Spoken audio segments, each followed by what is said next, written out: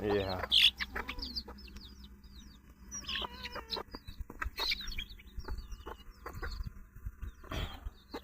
É engraçado, não é? Lutam pela ração que eles não compraram. Isso acontece a nós humanos. Lutamos pelos bens que Deus nos deu.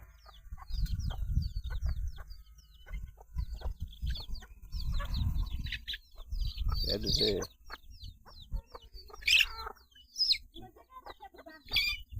aqui criança não pode comer, só os adultos.